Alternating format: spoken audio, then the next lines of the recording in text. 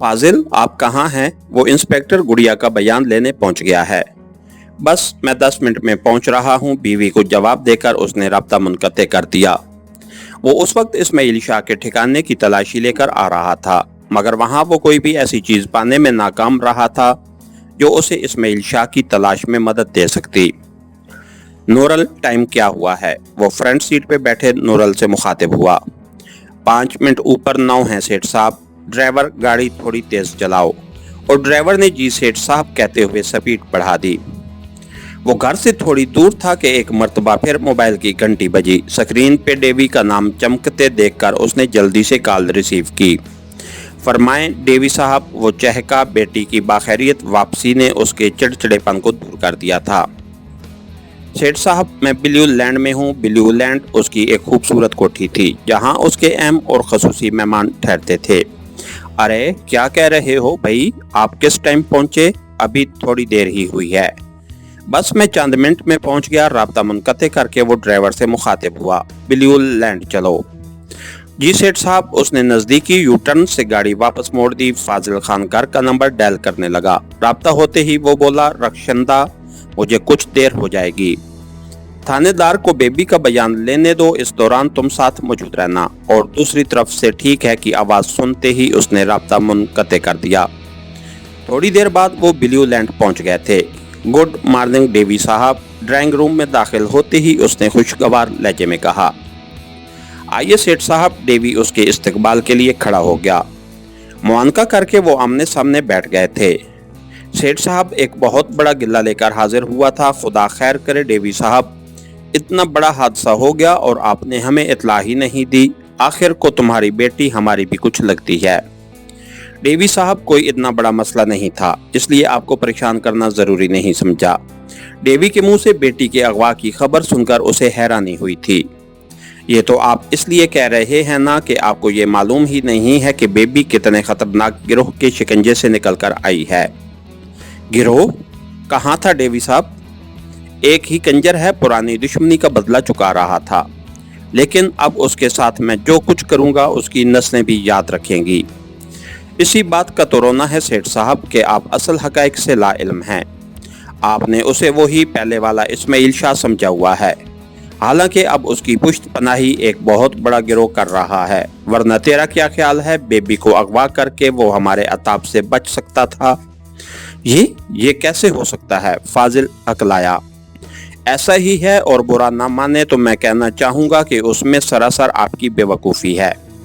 आपने इंतकाम लेना था तो उसकी बहन को रखेल बनाकर रख लेते। अगर उसके साथ उसका जिंदा रखना भी ज़रूरी समझते थे तो उसे अपाहिज बनाकर छोड़ देते। ये क्या कि एक डिग्री होल्डर 6 फुट से लंबे सेहतमंद नौजवान को इस तरह इंतकाम का जुनून देकर छोड़ दिया। मैंने कब छोड़ा है? हवालात से भागा है। ये मौका उसे आपने ही फराहम किया था। अगर हवालात तक जाने की नौबत ही ना आने देते तो कैसे फरार होता।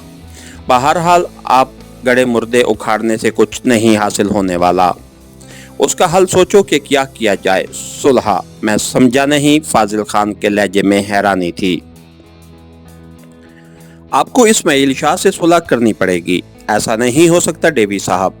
फाजिल खान अज़तराब की हालत में अपनी जगह से खड़ा हो गया था। उसकी हैसियत मेरे नज़दीक एक कीड़े मकोड़े से ज़्यादा नहीं। उसने मेरी गुड़िया को हब से बेजा में रखा, उसकी कीमत उसे चुकानी पड़ेगी। तशरीफ़ रखें सेठ साहब और आराम से सोचें। अब वो पहले वाला इस्माइल शाह नहीं रहा। वो जितना भी 30 मार खान बन गया हो, सेठ फाजिल उसके सामने नहीं झुक सकता। डेवी ने सोचने के अंदाज में सोफे से टेक लगा ली। सेठ फाजिल को कायल करना उसके लिए मुश्किल हो रहा था। चंद लम्हों के बाद वो बोला, अच्छा तुम बताओ क्या करना चाहिए? मेरे पास तो एक ही हल है डेवी साहब। आपने तमाम आदमी उसकी तलाश में लगा देता हूँ, जहाँ मिलेगा पार कर देंगे। सेठ साहब, क्या उसके मरने के बाद उसका गिरोह आराम से बैठ जाएगा? वो कर लें जो उनसे होता है। सेठ फाजिल अब इतना गया गुजरा भी नहीं कि इस तरह के सड़क छाप गिरोह से न निमट सके। सेठ साहब, वो सड़क छाप गिरोह नहीं है। आप समझने की कोशिश क्यों नहीं कर रहे? अगर आप उनसे बरतर हैं तब भी खामखा की दुश्मनी से हमारे काम का हर्ज तो होगा ना। अब यही देख लो, जब से आप अपनी बेटी की वजह डिस्टर्ब हुए हैं, तंजीम की खातिर 4 आने का काम भी नहीं कर सके हैं। मुझे उसका एहसास है और जल्द ही मैं आपकी ये शिकायत दूर कर दूंगा। सेठ फाजिल के लहजे में कोई ऐसी बात जरूर थी कि डेवी जल्दी से बोला, सेठ साहब, आप हमारी तंजीम का सरमाया हैं। आपको हल्का सा नुकसान भी पहुंच गया तो उसकी तलाफी सारी जिंदगी नहीं हो सकेगी। सेठ साहब, आप हमारी तंजीम का सरमाया हैं।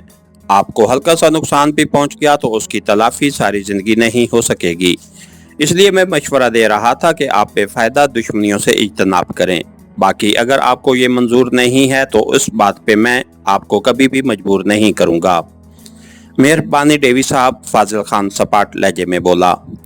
कुछ खफा से लग रहे हैं आप। डेवी साहब, एक बात याद रखना, मैं अपने किसी हम वतन की बर्तरी बर्दाश्त नहीं कर सकता, चाहे वो कितनी ही अहम शख्सियत क्यों ना हो। और जहाँ तक ताल्लुक है इस्माइल का, तो उसने तो मेरी बेबी को तकलीफ दी है, उसको मैं कैसे माफ़ कर सकता हूँ। डेवी साहब, गुड़िया की चीखें, उसका रोना गड़गड़ाना मेरे दिमाग से उसी सूरत महव होगा कि उस पे इस्माइल के खून का छिड़काव किया जाए। हिना की बेलिबासी मैं कब माफ़ कर सकता हूँ। उसका फटा हुआ लिबास मैं अपनी आंखों से देखकर आया हूँ। हमें तुम अपने हमराह पाओगे सेठ साहब, डेवी बादिल नखास्ता बोला। उसे पता चल गया था कि इस्माइल और फाजिल का टकराव नागुज़ीर है। उसे एहसास हुआ कि रा को इस्माइल के मुतल्लिक मालूमात देना उसकी गलती थी।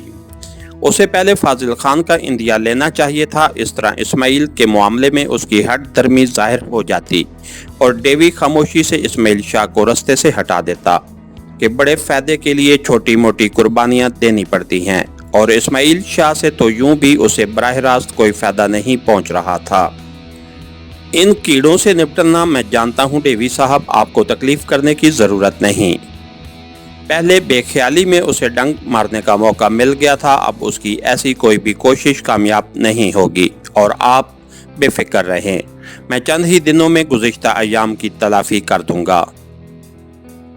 ठीक है सेठ साहब, अब इजाज़त दें, बस आपको खबरदार करने के सिलसिले में हाजिर हुआ था कि अब इस्माइल शाह को पहले वाला इस्माइल नहीं समझना है। अपना और अपने घर वालों की हिफाजत का खातिर खा बंदोबस्त कर लेना है। आज तो अपनी खिदमत का मौका देते।